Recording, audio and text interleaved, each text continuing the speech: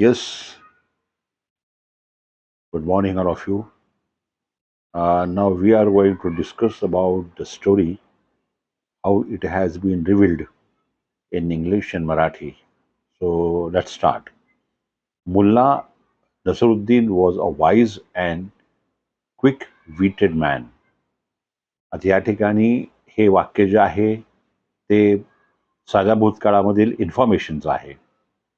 त्याच्यामुळे या ठिकाणी वॉचचा वापर झालेला आहे आणि वाईज म्हणजे हुशार आणि क्विट विटेड म्हणजे हजरजबाबी किंवा शहाणा अशा अर्थाने आपण म्हणू शकतो.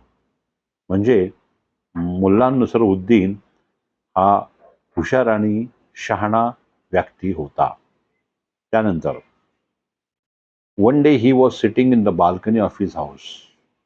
या ठिकाणी हे वाक्य आहे चालू वर्तमान काळाचे, ज्या ठिकाणी चालू भूतकाळाचे, ज्या ठिकाणी वॉज वेअरच्या ऐवजी वॉजचा वापर झालेला आहे आणि सिटचं फोर्थ फॉर्म म्हणजे सिटिंग असं आहे. तर याचा अर्थ होणार एक दिवस तो त्याच्या बाल्कनीमध्ये बसला होता.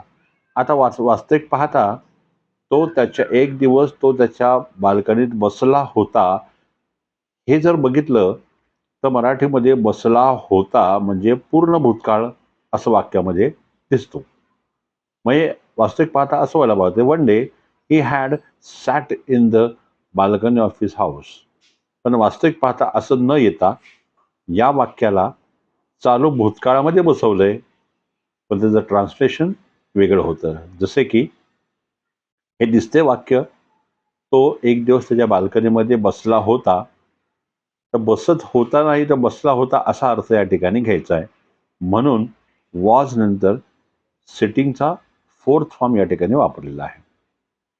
Suddenly he heard a voice calling out to him. अचानक त्याला कोणतरी त्याला बोलवते असा आवाज ऐकू आला. म्हणून या ठिकाणी ही नंतर हर्ड म्हणजे हिअरचा सेकंड फॉर्म हर्ड म्हणजे साध्या भूतकाळाचं वाक्य आहे. त्यानंतर when the mullah look down from his balcony. मग मुल्लाने जेव्हा व्हेन म्हणजे जेव्हा जेव्हा मुल्लाने बाल्कनीतून खाली वाकून पाहिलं म्हणजे लुकचा सेकंड फॉर्म लुक्ड म्हणजे पाहिलं असं वाक्य आहे. Comma he saw a poor man beckoning him to come down. म्हणजे या ठिकाणी अर्थ आहे ही सॉ म्हणजे साधा भूतकाळ पाहिलं. कोणाला पाहिलं तर गरीब व्यक्ती काय करत होता बिकॉनिंग म्हणजे हातवारे इशारा करत होता. कायसाठी तर खाली येण्यासाठी. म्हणजे वाक्य होणार त्याने पाहिलं की एक गरीब व्यक्ती त्याला खाली येण्यासाठी इशारा किंवा हातवारे करत होता असं या ठिकाणी वाक्याचा अर्थ होतो. त्यानंतर the mullah was a very kind hearted man. पुन्हा हे वाक्य साधा भूतकाळ इन्फॉर्मेशनचं आहे म्हणून वॉजचा वापर झालाय आणि पुढे व्हेरी काइंड हार्टेड म्हणजे हे आहे काइंड हार्टेड म्हणजे दयाळू हे आहे ॲडजेक्टिव्ह विशेषण. मग मुल्ला हा एक खूप दयाळू व्यक्ती होता असं त्याचा अर्थ इथं झालेला आहे. He thought that the man might be in some difficulty. हे थॉट त्याला वाटलं थॉट म्हणजे पुन्हा हे साधा भूतकाळ आहे. त्याला वाटलं की कदाचित तो व्यक्ती काही अडचणीमध्ये आहे किंवा असेल. म्हणजे कदाचित तो व्यक्ती काही अडचणीमध्ये असेल अशा अर्थाने माइट बीचा वापर या ठिकाणी झालेला आहे. असणे कदाचित या अर्थाने कमी शक्यता खूप कमी शक्यता म्हणून मे बी न वापरता माइट बी असा वापरलेला आहे. त्यानंतर so the Mulla went down to meet him. त्यामुळे मुल्ला त्याला भेटायला खाली गेला. वेंट बघा गोचा सेकंड फॉर्म वेंट म्हणजे हे वाक्य आहे साध्या भूतकाळातलं. पुढे the Mulla came downstair and asked the poor man. या ठिकाणी काय परत कमचा सेकंड फॉर्म केम साधा भूतकाळ. मुल्ला खाली आला. डाऊनस्टेअर म्हणजे खाली येणे म्हणून कमचा second form came.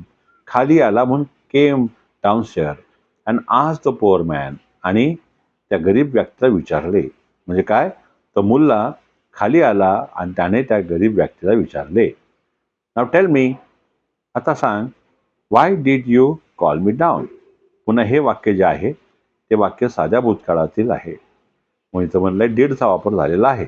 डूचा second form did. Why did you call me down? तू मला खाली का बोलवलं? अशा अर्थाने या पॅरेग्राफचा ट्रान्सलेशन आपण बघितलेलं आहे. आपण थोडं थोडं बघूया, म्हणजे तुम्हाला अभ्यास करायला सोपं जाईल. मग आपण त्याची प्रश्न उत्तरं घेऊया. Okay, will meet again for the next part.